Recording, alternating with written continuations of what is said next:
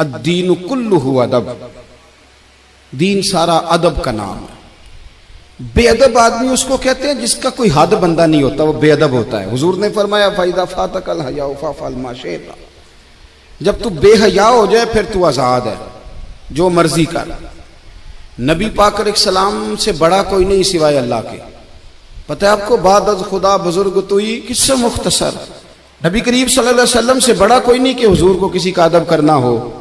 लेकिन हुजूर की रजाई में दूध पिलाने वाला जनाब हलीमा जब नबी पाक से मिलने आई तो मुस्लिम में लफ्ज मौजूद हैं, हुजूर मिंबर पे थे, अल्लाह के रसूल खड़े हो गए और अपनी चादर बिछाई, माँ को बिठाया, हालांकि सबसे बड़े हुजूर हैं।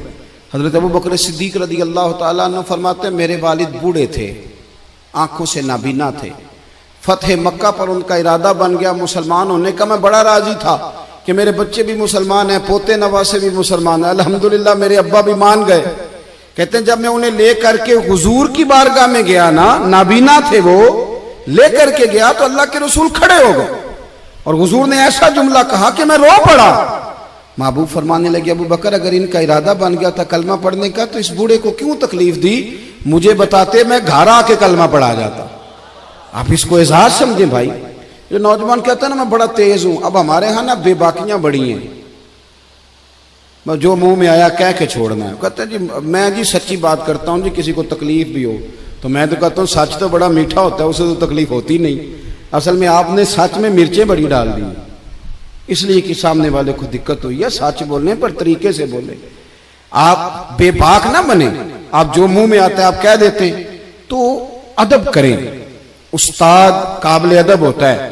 हमने कॉलेज भी देखा है, मदरसा भी देखा है, लेकिन छोटा सा शिकवा है, हमारे जो बच्चे हैं ना मदारस के, वो जब हम जूते उतारते हैं तो हमारे जूते सीधे करते हैं। अभी भी हमें बड़े शिकवे हैं उन बच्चों से भी, उनमें भी बड़ी गलतियां। हम जब मोटरसाइकिल हमारा उस्ताद सवेरे पढ़ाने के लिए आता है तो बच्चे मिन्नत करते हैं एक दूसरे की कि लाओ मैंने टाकी फेरनी है उस्ताद की मोटरसाइकिल को, मैंने साफ करना।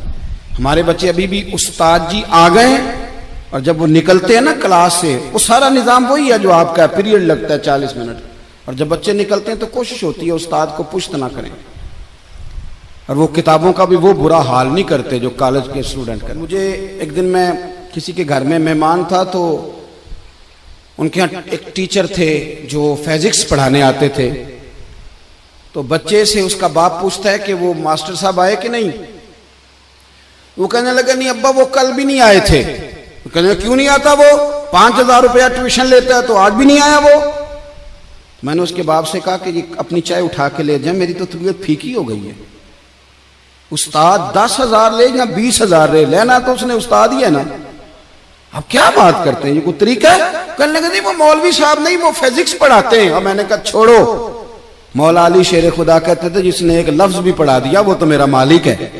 वो चाहे तो मदीने के चौक में खड़ा करके बेच दे, अपने रवैये को बड़ा साफ सुथरा करे, बड़ा अच्छा करे। मुझे बतलाइए कि एक आदमी मैट्रिक पीटीसी टीचर से तालीम हासिल करे और खुद बाद में वो पीएचडी कर जाए, उसकी तालीम डबल से भी ऊपर चली गई, तो वो पीएचडी वाला उस्ताद रहेगा कि नहीं रहेगा? बोलिए। तो वो कहे उस्ताद जी आप तो मतलब मैट्रिक पीटीसी और मैंने एमए किया, फिर एमफिल किया, फिर पीएचडी किया, मैं कहां पहुंच गया? अदब करना है कि नहीं करना? अदब आपको ठंडा रखेगा। अदब वाले लोग सिमटे हुए होते हैं, उनके अंदर वकार होता है। इमाम आजम अबू हनीफा रहमतुल्लाह अलैह एक बाग में बैठ के काम कर रहे थे तहरीर का, 2 शागिर्द भी साथ थे।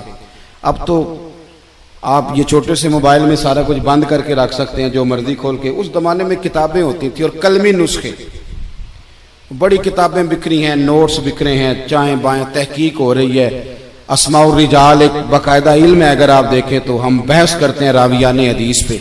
ये एक पूरा एक अलग जो है वो इस्तिलाहात हैं मदारस की। तो बड़ा मेहनत वाला काम हो रहा था, चीजें बिखरी हुई थी। अचानक ना बच्चे बाहर बाग में खेल रहे थे, ना गेंद गिर गई तो वो बच्चा आ गया गेंद उठाने। अब कितने शागिर्द हैं साथ, वो सारा कुछ है। इमाम आजम बच्चे को देख के, बच्चा 10-12 साल, फटाफट उठे, कागजात बिखर गए, चीजें आगे पीछे हो गई। अब इमाम साहब दोबारा बैठे, बच्चे के इस्तकबाल को अदब कोट खड़े हुए, दोबारा उठे, दोबारा बैठे, चीजें समेटी। अब कुछ कागज मिल नहीं रहे, मसला बन गया। बच्चा खेल रहा था, कुछ और बच्चे, थोड़ी देर के बाद फिर गेंद आई तो चूंकि उसकी ड्यूटी थी वो फिर आ गया, इमाम साहब फिर उठे, कागज फिर बिखर गए। अब वो साथ वाले शागिर्द भी ज्यादा नहीं ना बर्दाश्त करते, एक दो दफा तो बर्दाश्त किया, अब तीसरी दफा बच्चा आया, कागजात फिर बिखरे, तो इमाम अबू यूसुफ कहने लगे हुजूर ये बच्चा है, ये पता नहीं 20 दफा आएगा, तो कितनी दफा चीजें बखेरेंगे। तो इमाम साहब फरमाने लगे अबू यूसुफ तूने बैठना तो बैठ, नहीं बैठना तो ना बैठ, ये 100 दफा भी आया तो मैं उठ के खड़ा होऊंगा। हुजूर कौन है ये बच्चा? फरमाने लगे मेरे उस्ताद का पोता है, मेरे उस्ताद का। एक पंजाबी का मिसरा है, अगर आपकी समझ में आ गया तो ठीक है, ना आया तो फिर भी ठीक है।